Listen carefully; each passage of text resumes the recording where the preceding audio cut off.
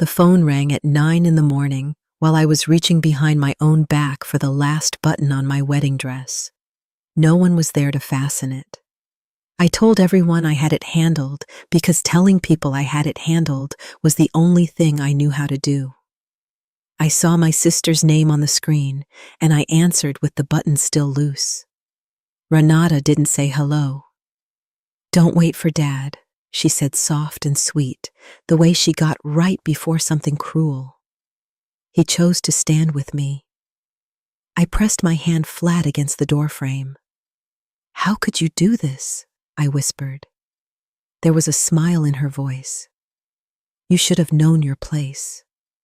I almost believed I'd walk in alone. I was wrong about who would be standing in that room. So was she. Welcome back to Revenge Drama Stories 1. I'm Sierra. I'm 33. And for 14 months, I had quietly held my family together with both hands until the morning my sister told me to let go. I'm a home health nurse in a small Ohio town, the kind of person other people call when something breaks. This is the story of the wedding they were certain I would walk into alone. Drop a comment and be sure to subscribe. 14 months before that phone call, I sat on the floor of my mother's bedroom at 3 o'clock in the morning, counting her breaths. The pancreatic cancer had moved fast. By the end, I was the only one who stayed the nights. Renata said she couldn't with the kids. Dad couldn't either, though. He was right down the hall because watching Mom go was a thing he didn't have the spine for. So, it was me. I learned the rhythm of her morphine, the angle of her pillows, the smell of the lavender sash she kept tucked by her wrist because the hospital sheets frightened her. That lavender got into everything: my hair, my scrubs, the inside of my coat.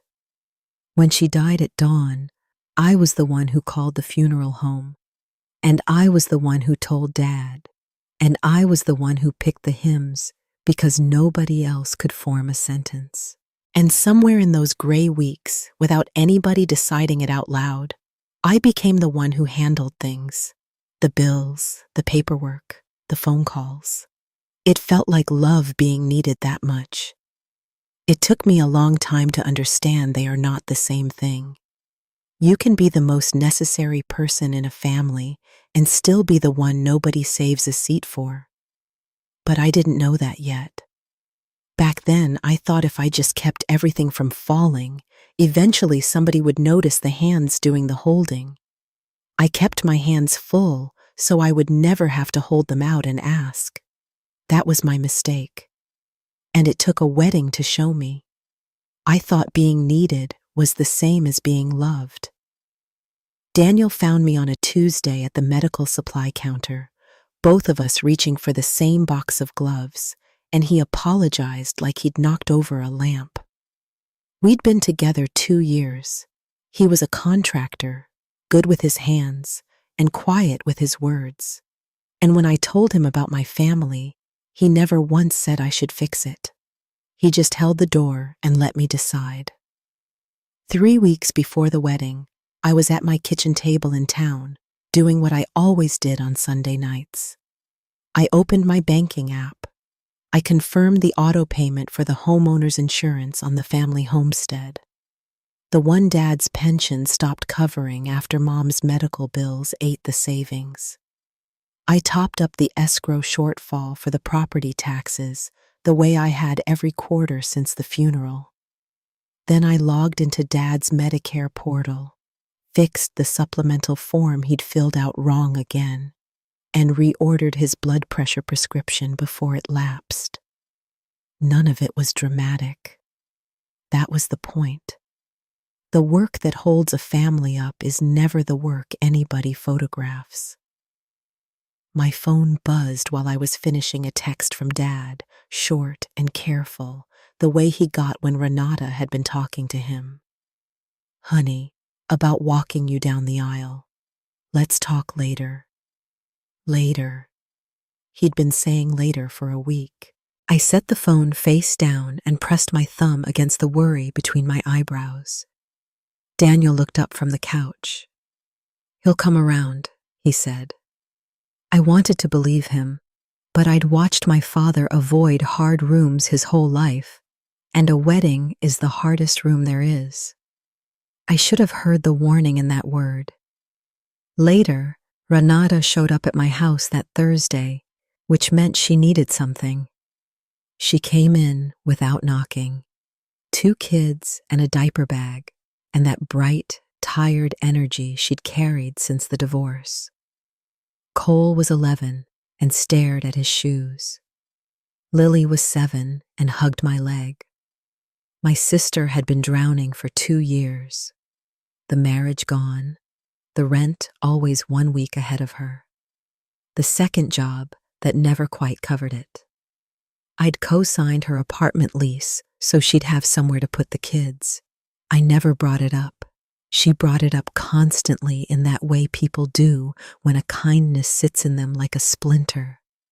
"I hate to ask," she said, which is how every ask started. She needed $400 for Cole's braces consult. I wrote the check. She tucked it away, and then casually, while pouring herself coffee in my kitchen, she said the thing she'd really come to say. "You know you make everything about you. Mom's last months, now this wedding." I held very still. "I take care of things, Renata. That's not the same." She smiled at me over the mug. "Dad needs his grandkids right now. You'd understand if you had any." There it was, the lever. She controlled when Dad saw Cole and Lily. She'd figured out it was the one thing he couldn't survive losing. 14 months into being a widower hour in a too-quiet house, and she had her hand on it.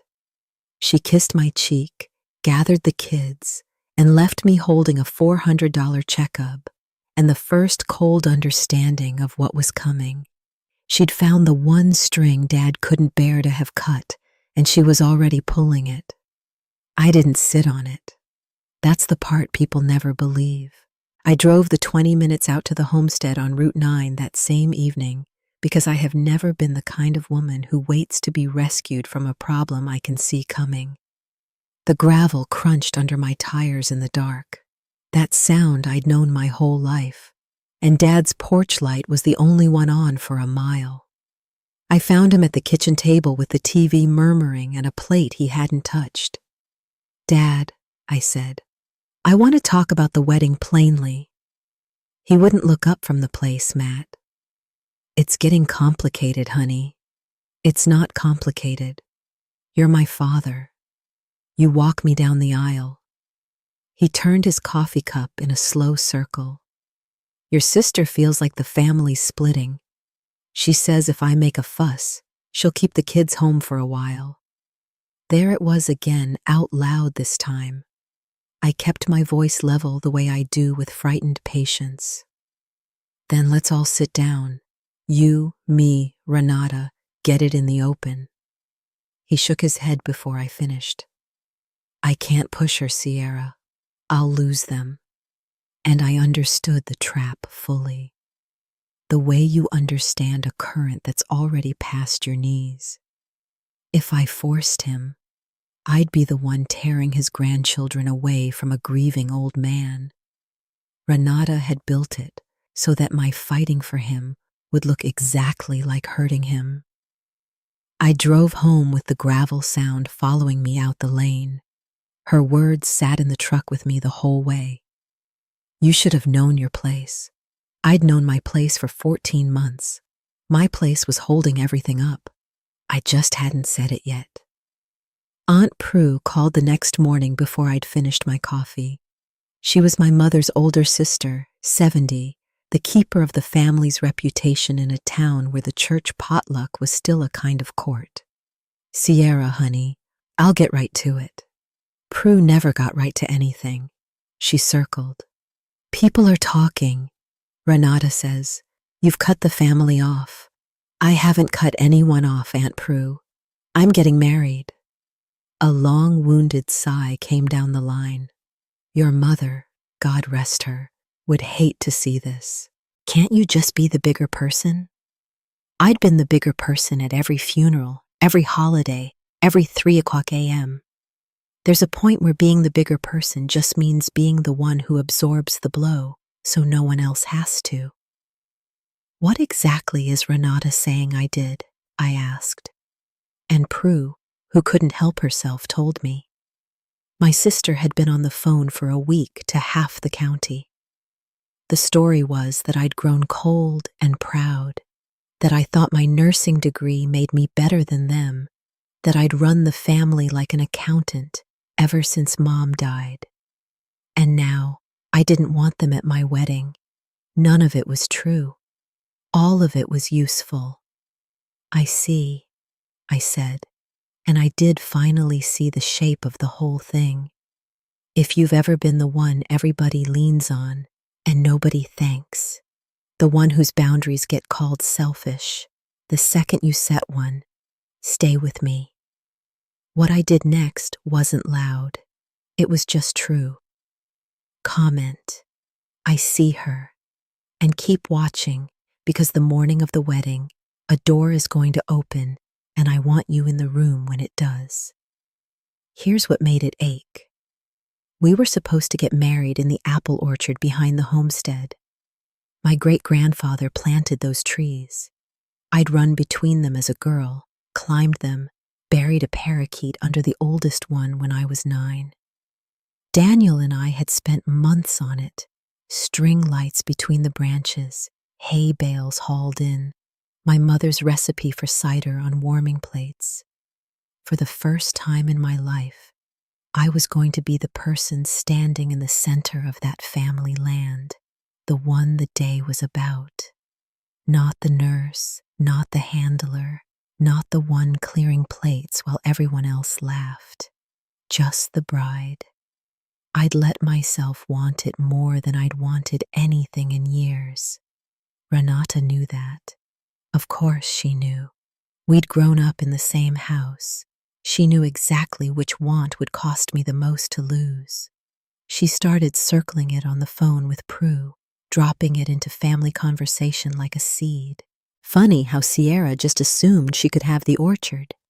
It's family land, isn't it? Not hers. I told myself it was nothing. The orchard had been promised. Dad had said yes months ago, back when he could still say yes to me. But a promise from a man who can't survive losing his grandchildren is not a promise. It's a hope wearing a promise's coat. I lay awake that night running the cost of moving a wedding 3 weeks out and told myself I was being paranoid. I was not being paranoid. I was being early.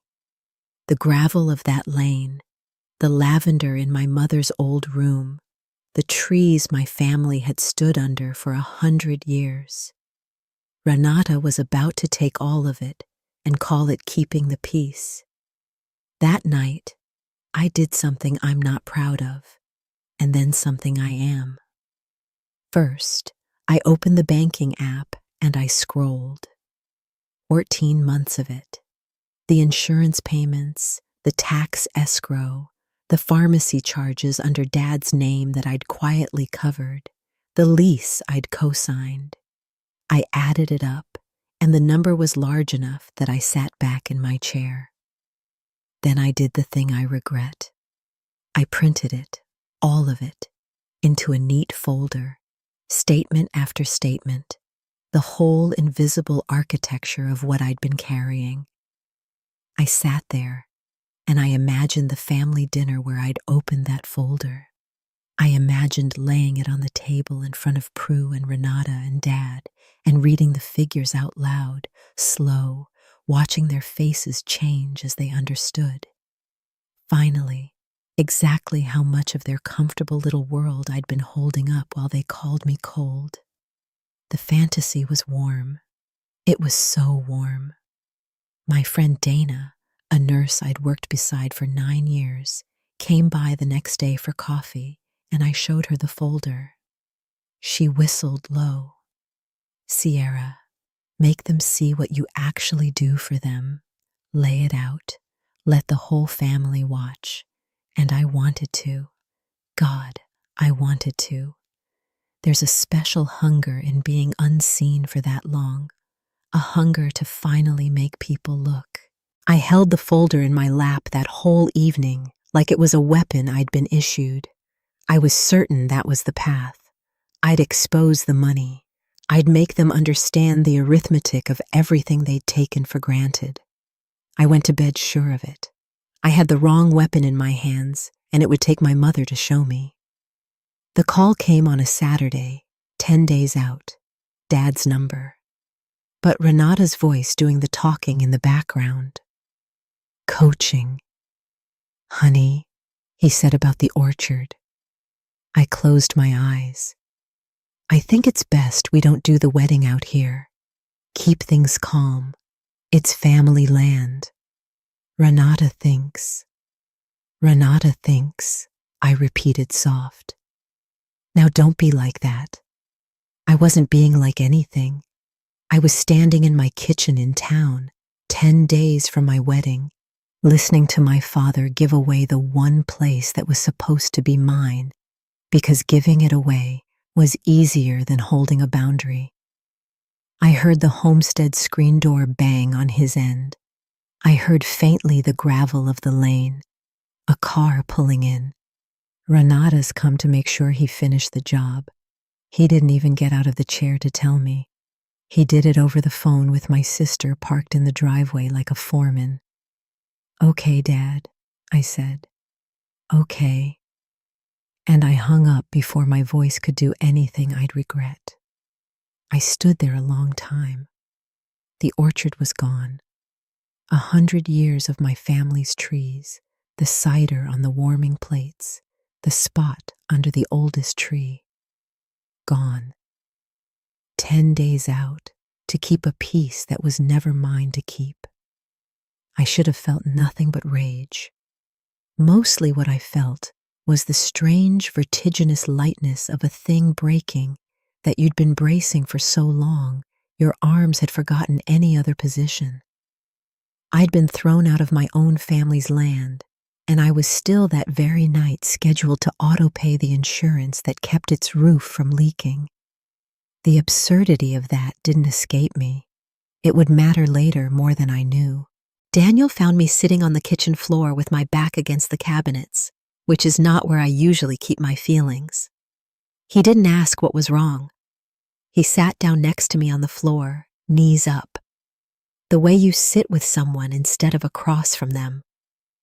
We'll get married in our own backyard, he said. I'll build an arch this weekend. I've got the cedar.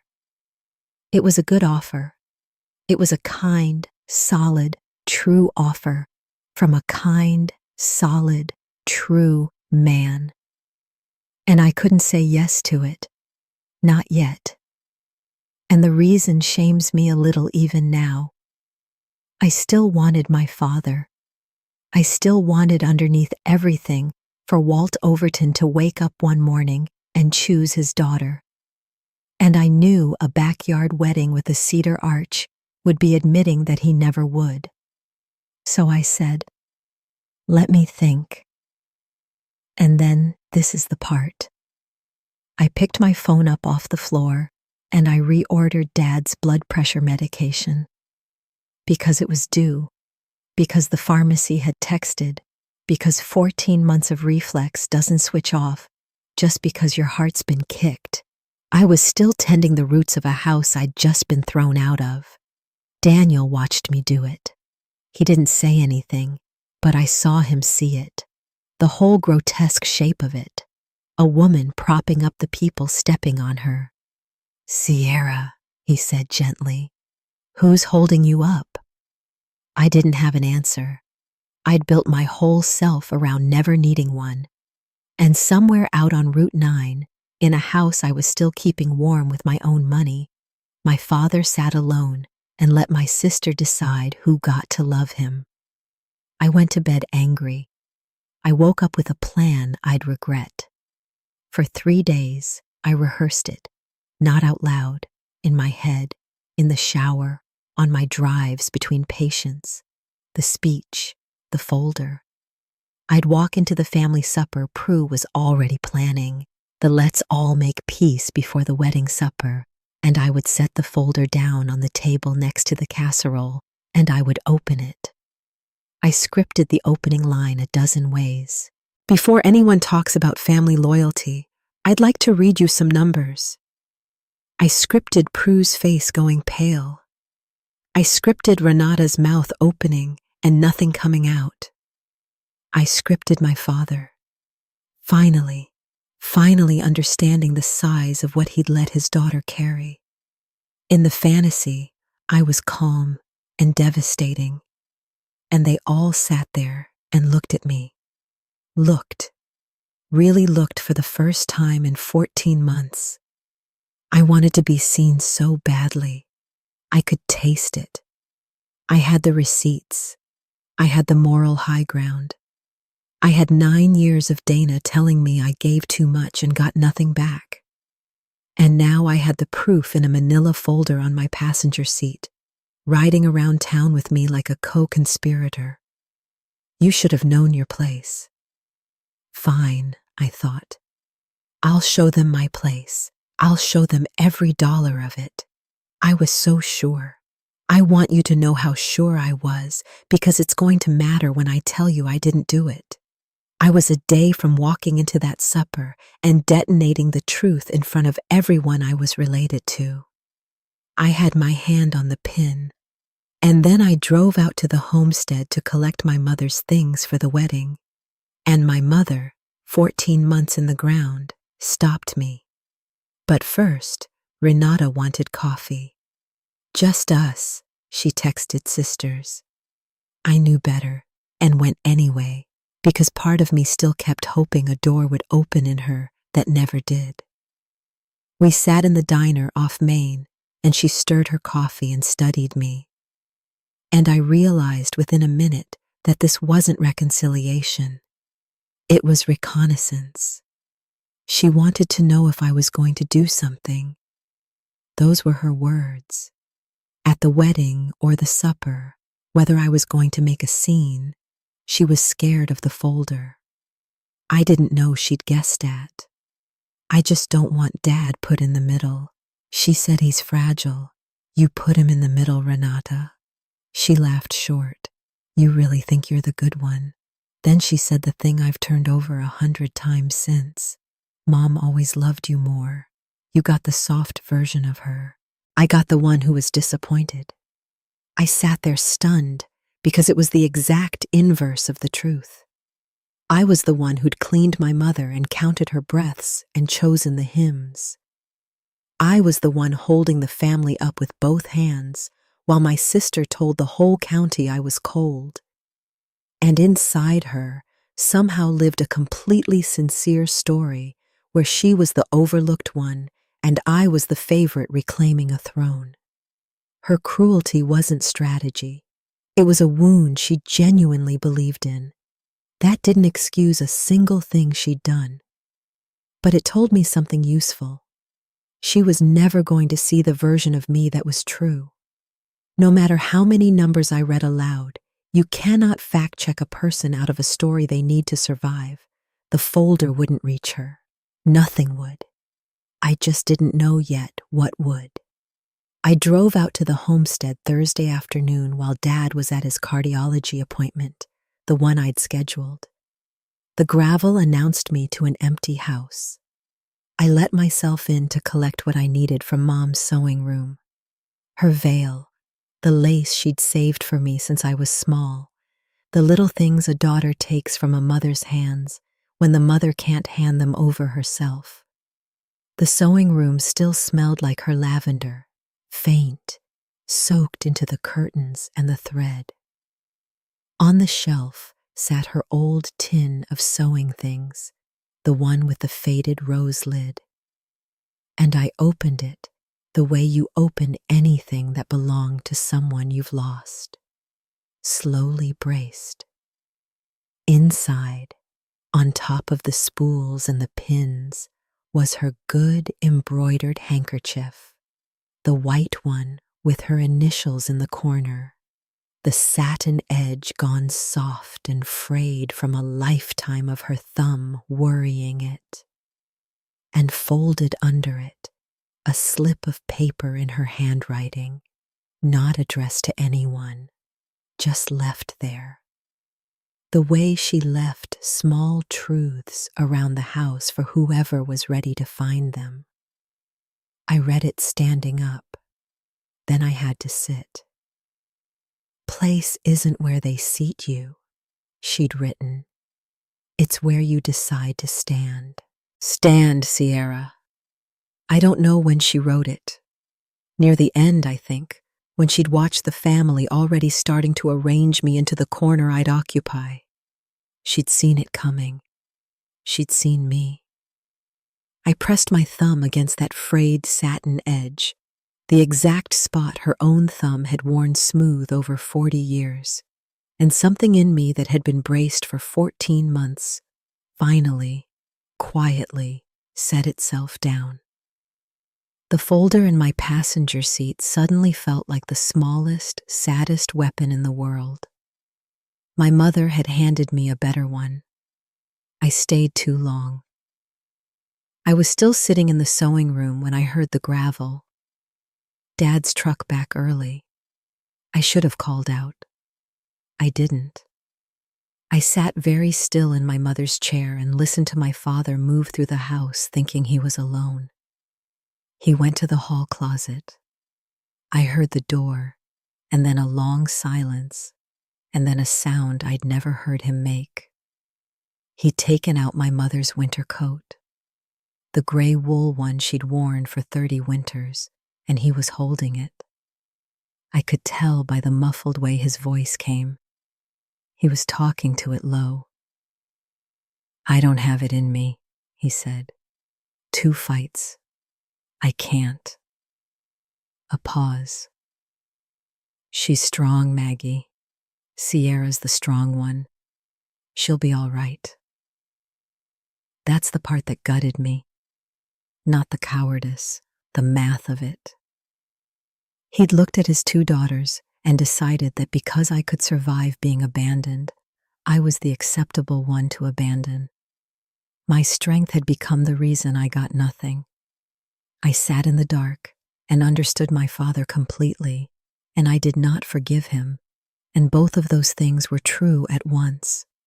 He was a frightened old man, drowning in grief, clinging to the one thread he had left.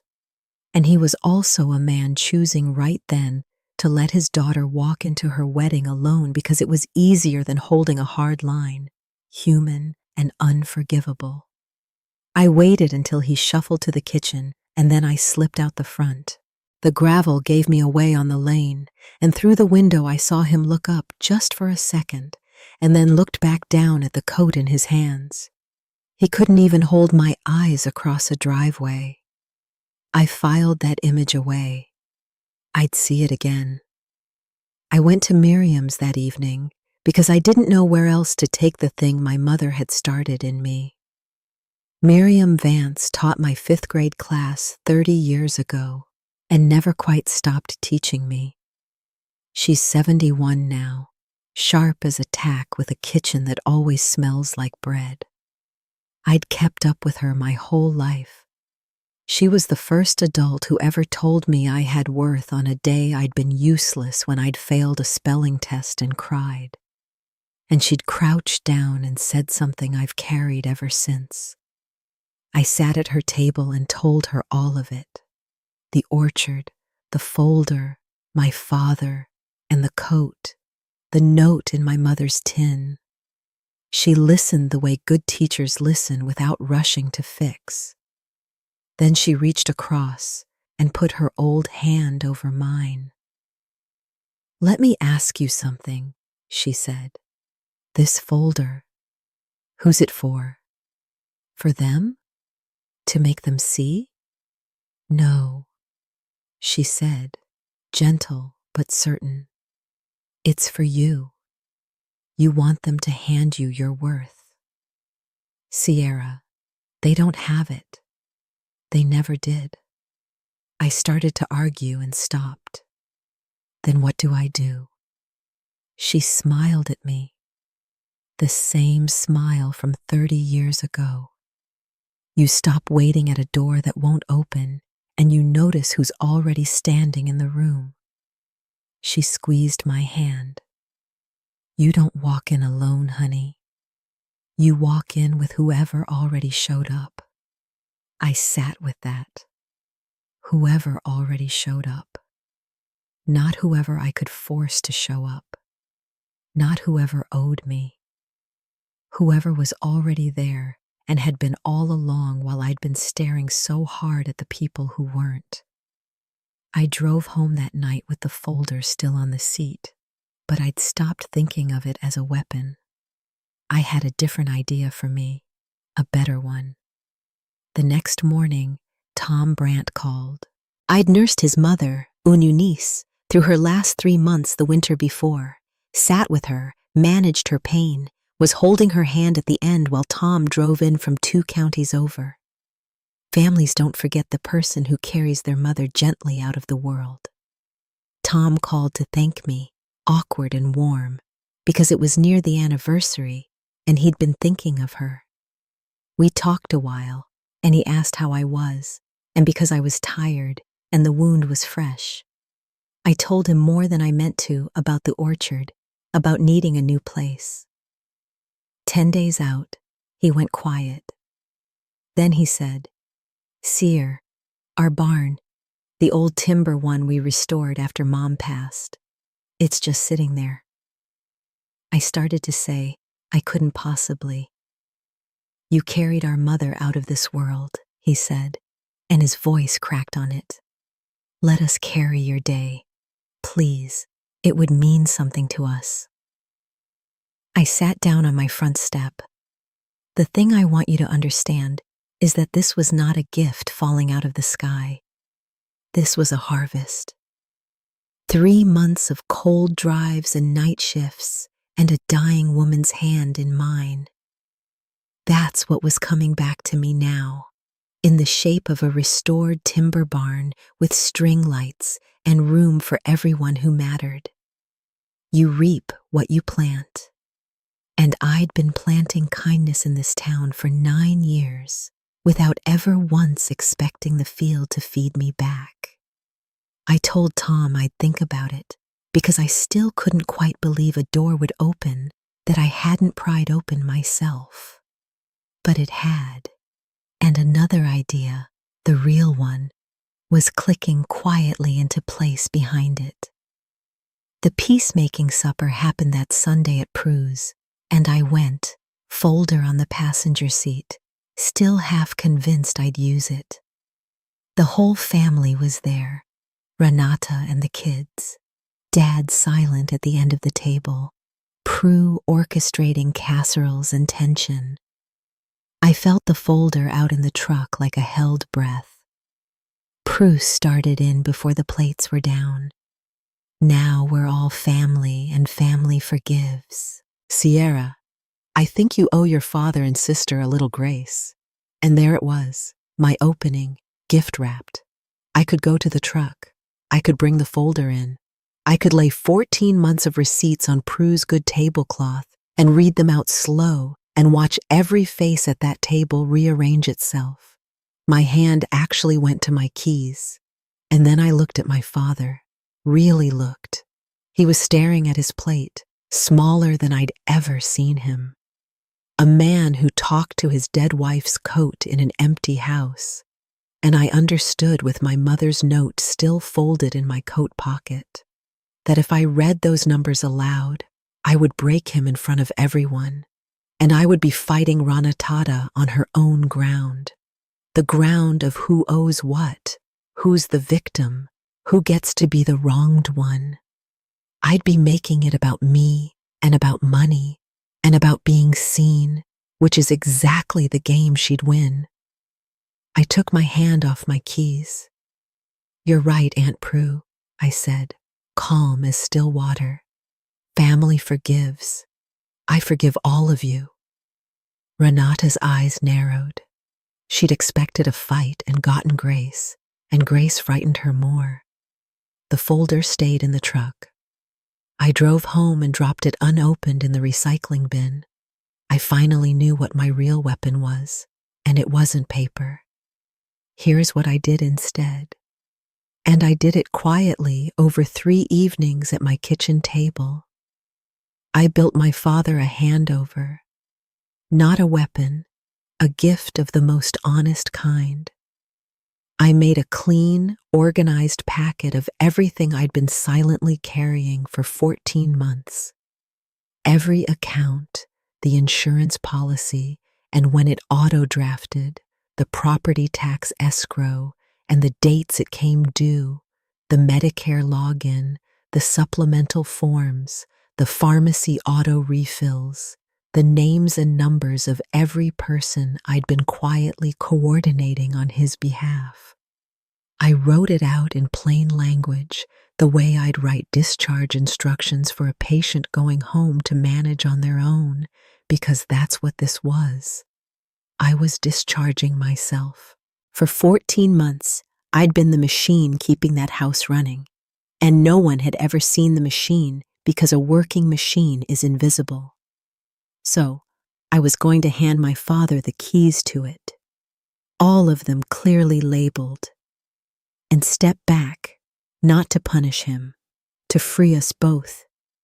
He couldn't keep depending on hands he refused to hold in daylight, and I couldn't keep being load-bearing for a family that called me cold. It hurt to type it. Every line was a thing I'd done out of love that had been taken as my due. But underneath the hurt was that same strange lightness from the kitchen floor. The feeling of arms remembering they were allowed to lower. When it was done, I had a folder again, a very different folder. Not the one that exposed them, the one that released me.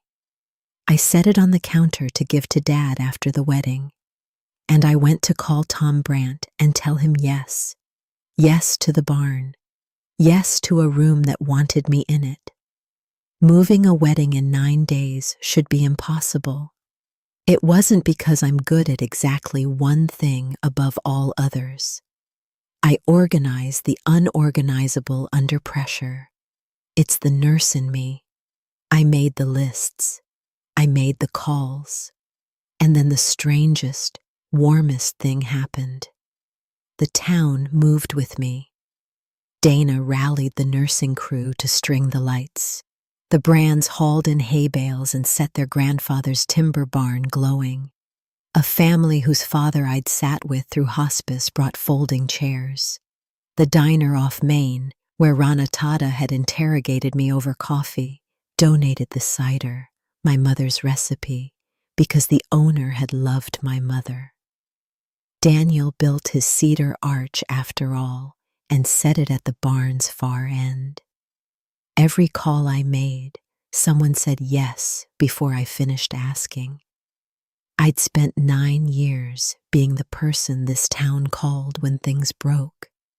And I had never once understood until that week that I'd been building something. A web, a net, a room full of people who would catch me if I ever stopped catching everyone else. The orchard was gone, and somehow what replaced it was bigger. I stopped trying to be invited to a family that kept seating me at the edge. I built a room of my own instead, full of people who'd chosen me. If you've ever had to do that, walk away from the table you were born at and build your own. You already know what's coming, and you know it's worth it. Subscribe so you don't miss the door opening, because in 2 days it's going to swing wide, and my sister is going to be standing on the wrong side of it. The room was full before the wedding even started. Renata just didn't know it yet. Renata caught wind that I wasn't crumbling, and it broke something loose in her. Her whole plan had assumed a particular ending. Me, humiliated, walking into a half-empty room without our father. Proof to the whole county that I'd isolated myself with my coldness. A bride alone is a story that confirms everything she'd been selling. But I wasn't going to be alone. and word of the Brand barn was traveling, and the cider, and the lights. So she escalated. She called the cousins and said I'd snubbed the family by moving the wedding to strangers. She told Prue I hadn't invited real family. She posted something vague and wounded online about people who forget where they came from. Each move was meant to rebuild the story of Sierra the Cold One. But here's what she didn't account for. The people filling that barn weren't reading her posts. They were the families of patients I'd sat with at 4 a.m. They were nurses I'd covered shifts for. They didn't know her version, and they wouldn't have believed it because they'd seen the actual me, the one who showed up. Renata was shouting a story into a room that had already met the truth. I heard from Dana that my sister had started to sound frantic on the phone, the way people do when the narrative they've built is coming apart in their hands. Walt was caught dead center, pulled between the daughter, screaming the loudest, and the slow, sick realization that maybe the quiet one had been the one telling the truth all along. I didn't gloat. I just kept stringing lights. The wedding was tomorrow, and for the first time in 14 months, I wasn't bracing for a blow. I was getting ready to be happy. Renata could feel it slipping. So she made one last call the night before to me.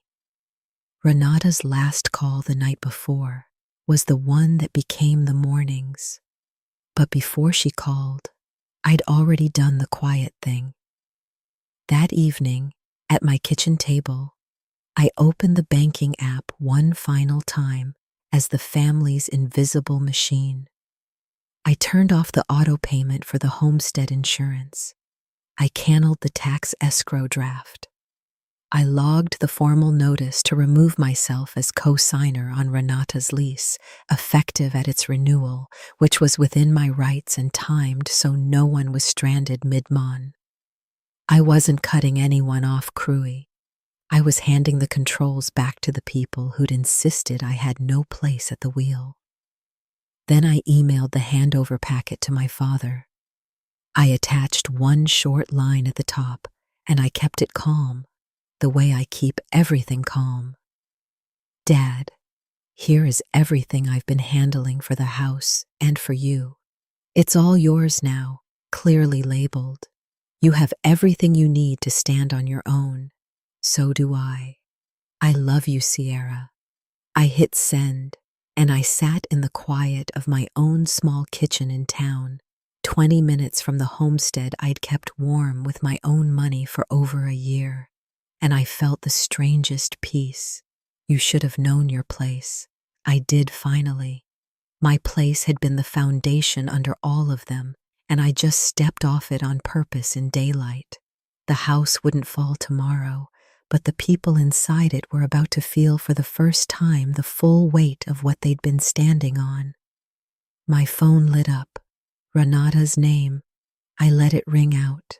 Whatever she had to say, she could say it in the morning. And she did. 9 o'clock. The last button.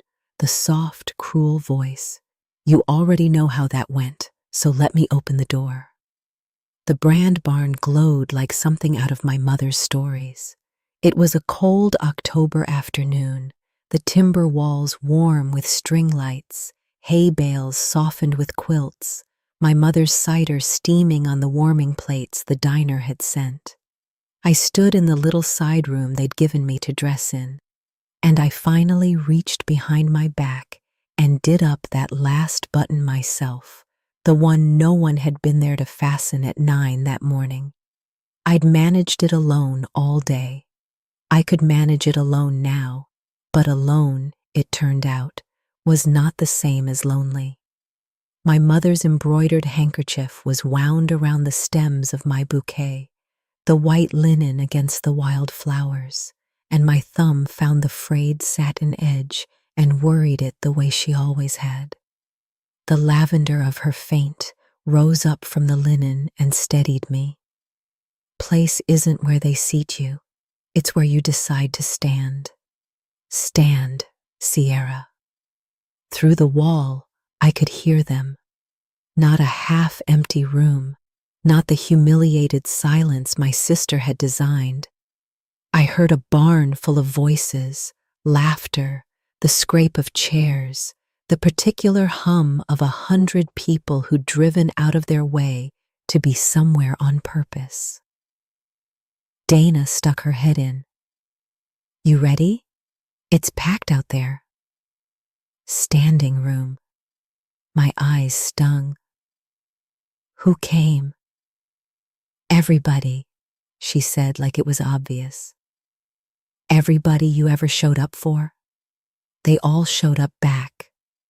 I picked up my clear's throat bouquet, the handkerchief, the lavender, the worn satin edge under my thumb. I walked to the doorway that opened onto the main floor of the barn, and someone gave the signal, and the door swung open, and there it was, the room I'd been told I'd walk into alone. It was the fullest room I had ever seen.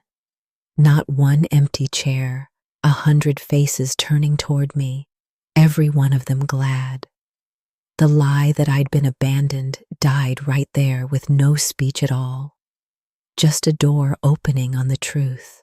Miriam was waiting just inside the doors in her good blue dress, and she held out her arm to me, 71 years old, the first adult who ever told me I had worth, standing in for every person who was supposed to and didn't.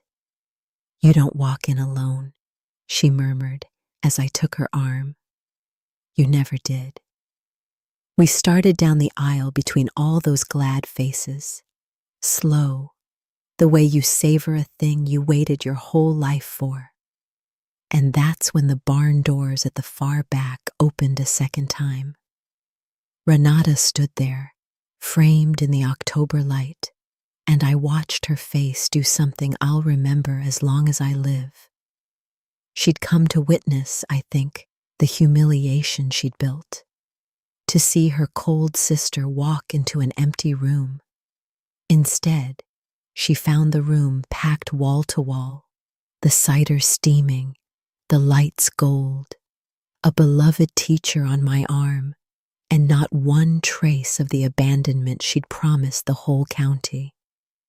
Her eyes went wide, her mouth opened. Nothing came out, and behind her, half a step back, hesitating at the threshold like a man at the edge of cold water, was my father. He'd come on his own. No, Renata steering him for once. She was as shocked to see him there as I was. He'd gotten the handover packet I'd learned later, and somewhere in those clearly labeled pages, he'd finally seen the size of what I'd carried, and something in him had moved. He stepped just inside the door, and then he couldn't lift his head. My father stood in the back of that glowing barn and stared at the floorboards, unable to meet the eyes of the daughter he'd let go. Renata found her voice then too loud for the room. The way the losing side always gets loud. Sierra, this is ridiculous. You should have known your place. And the whole barn went quiet, and I stopped. Miriam's arm still in mine, and I looked at my sister across all those silent watching faces. I didn't raise my voice. I didn't need to. I finally do, Renata, I said calm as my mother's hand. My place was holding all of you up. I just set it down. There was no folder, no numbers read aloud, no receipts on a tablecloth, no inventory of everything I'd paid. I'd left that weapon in the recycling where it belonged. The payoff didn't need it. The truth was already standing in the room in the shape of 100 people who came, and 2 who finally understood why that mattered. Renatas, you should have known your place, hung in the silence, and the silence answered it better than I ever could, because everyone in that barn could see plainly whose place this was. It was mine. I'd built it. My father lifted his head finally an inch, and his eyes were wet, and when he spoke, it was barely loud enough to carry. "I read what you sent," he said. "I didn't know, Sierra. I didn't know how much." His voice gave out. He didn't finish. He didn't have to. The man who couldn't hold my eyes across a gravel driveway was standing alone now, truly alone. Because for the first time in 14 months, there was no one quietly holding him up from the shadows. He felt the full weight of the foundation the moment it stopped carrying him. And Renata felt it too. I watched it cross her face, the dawning understanding that she'd spent weeks fighting me for control of a man whose stability had never been hers to give or take. It had been mine. She'd told me to know my place, and in doing so, she'd shoved the one person out of it who kept the whole structure standing. They did it to themselves, every bit of it. I felt no triumph, only a clean and quiet sorrow, and underneath that something steady. Miriam patted my hand on her arm. "Shall we?" she said softly. And we did. We turned away from the door, away from my frozen sister and my crumpled father, and we walked the rest of the aisle through 100 people who were exactly where they wanted to be, toward Daniel and his cedar arch.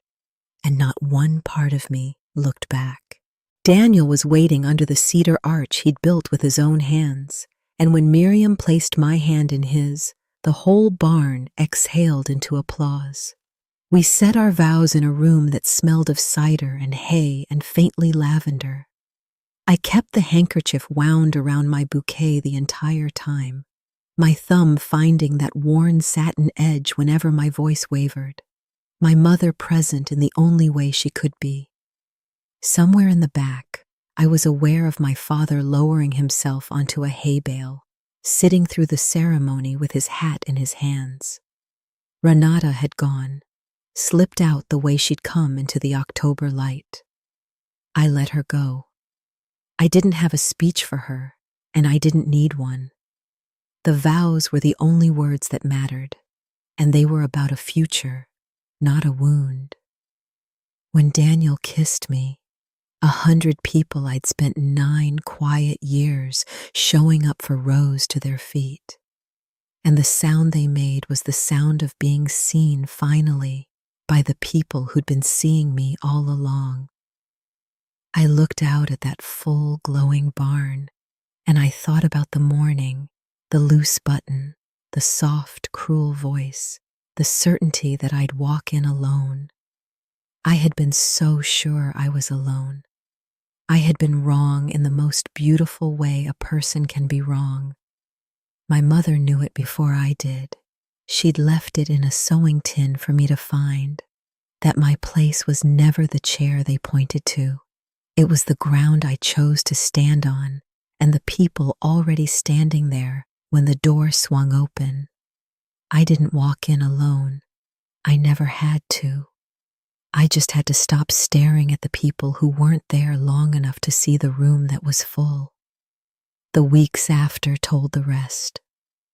My father sat down with that handover packet and learned line by line what 14 months of being carried actually looked like. The insurance came due, and he paid it himself late the first time on time after that. The tax escrow, the Medicare forms, the pharmacy refills, all of it was his now, clearly labeled exactly as I'd left it. He called me more in that first month than he had all year, and slowly the calls changed shape. They stopped being about what he needed and started being about nothing at all. The weather, a ball game, my mother. Once near the end of a call, he said, "I should have walked you down that aisle." I didn't argue, and I didn't absolve him. "Yes," I said, "you should have." It was the most honest thing we'd said to each other in years. Renata's leverage came apart on its own, the way a thing does when the structure under it is gone. She'd been trading on her control of the grandchildren. But Dad, standing on his own 2 feet for the first time, snorts, didn't need her permission for his own stability anymore. He had the packet. He had the accounts. He had himself. The threat that had ruled him for a year lost its teeth. She didn't apologize. People that deep inside a story rarely do. But she got quieter, and the calls to the cousins stopped. And Prue, who'd preached that family forgives, found she had no scene left to manage. I kept the boundary my mother's note had taught me to keep. I help where I'm respected. I don't where I'm taken for granted. I'm still a nurse. I still show up for this town at 4:00 a.m. when something breaks. But I stop being the invisible machine under a family that called the machine cold. Miriam came to Sunday dinners now. So did the Brants. So did Dana. The family I was born into got smaller and truer.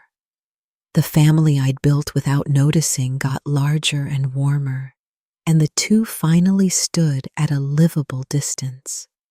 Out on Route 9, my father learned to cross his own gravel driveway and knock on his daughter's door in daylight. It took him a while.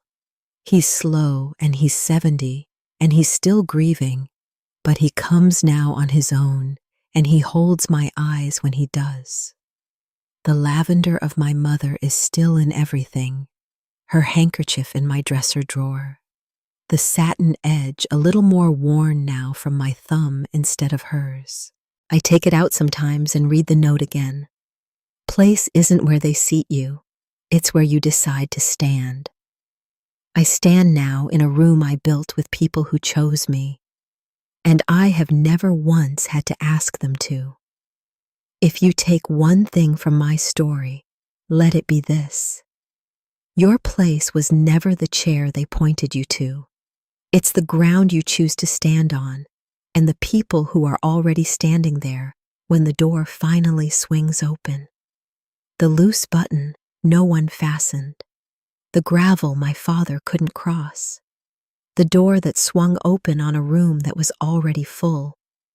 If you've ever been the one holding it all up while they told you to know your place, set it down and look around at who's been standing beside you the whole time.